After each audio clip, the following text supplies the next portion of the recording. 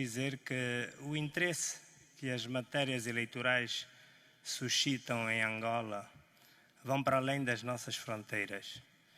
E foi seguramente por essa razão que anteontem assistimos a um espetáculo deprimente que não teria lugar seguramente se os quadros com um histórico ligado ao MPLA e contactados pela direção da UNITA para concorrerem a presidente da CNE o tivessem feito. Mas isso é matéria para outros tratamentos. Por agora tratemos das leis eleitorais. Por agora tratemos das leis eleitorais. É nossa responsabilidade, enquanto legisladores, em tutelar todas as situações que concorram para eleições massivamente participadas e com elevados níveis de transparência, independentemente do ruído que possa ser montado à volta do nosso exercício. Quando tratamos de matérias eleitorais, surgem sempre três questões à baila. A oportunidade de se promoverem as alterações. Em alguns casos, isso gera contradições das pessoas que fazem a avaliação desta oportunidade, porque contestam a iniciativa do Executivo, mas submetem propostas no mesmo sentido. A sua utilidade.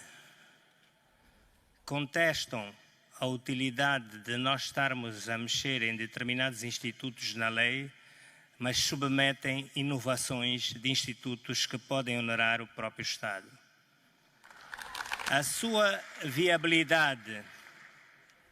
Ameaçam, inclusive, que as leis não deviam ser aprovadas, mas se o troco fosse dado na mesma medida, o desfecho desta sessão não seria o mesmo. E queremos que as propostas submetidas pelo Executivo incorporam todas essas questões que assinalamos. Vamos dar nota apenas de 4 matérias que julgamos que são absolutamente relevantes para um processo massivamente participado. Mas não sem antes lembrar que é comum a intervenção de muitos políticos começarem com a expressão soberano povo de Angola. Essa expressão precisa de ser concretizada na prática pelos dispositivos da legislação eleitoral para que este exercício possa ser feito sem qualquer constrangimento, sem qualquer dificuldade e na dimensão do universo total de eleitores habilitados a fazerem. E por isso a primeira constatação é que há vontade de construção de uma base de cidadãos maiores cada vez mais consistente e objetiva. Não apenas por força da atualização desta base com base na prova de vida, não apenas pela universalização e massificação da atribuição do bilhete de identidade, mas para que possamos alocar cada eleitor no seu local de residência, lá onde pode exercer o seu direito de voto de modo livre, consciente e sem qualquer tipo de constrangimentos. A segunda questão que é suscitada e tem a ver também com esta ideia de que o povo, a soberania reside no povo e ele deve exercê-lo plenamente, tem a ver com o voto dos eleitores deslocalizados. Não deve haver nenhum temor em relação a esta matéria, desde que a lei tutele todos os aspectos que permitam que apenas eleitores inscritos nos cadernos eleitorais votem, que apenas o eleitor vote uma única vez. Cabe a nós, enquanto legisladores, fazer este exercício, mas não cabe a nós cercear o direito soberano desses eleitores poderem fazer o seu voto. A terceira questão tem a ver com as mesas móveis.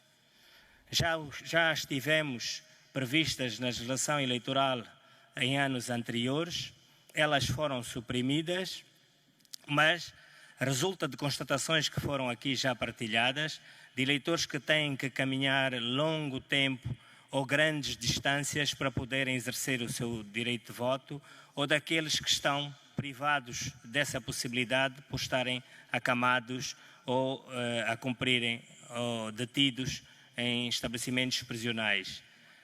Se o receio é a transparência do processo, cabe a nós, enquanto legisladores, adotar os mecanismos adequados para que essas mesas só sejam acionadas mediante a constatação de alguns pressupostos, entre os quais, a título de exemplo, podemos citar a existência, para se acionar a mesa móvel, de delegados de lista de mais de uma candidatura para confirmarem todos os atos a serem praticados nessa mesa e assinarem as suas respectivas atas na altura do aparamento. Olhando para o histórico de aprovação da legislação eleitoral, pelo menos em 2005, e também já foi aqui referido em 2011, as leis foram aprovadas por consenso. Mas isso não impediu nem inibiu as contestações, os pronunciamentos feitos contra a aplicação das normas consensualmente adotadas nessas leis, o que nos deve dar lições para o tratamento futuro.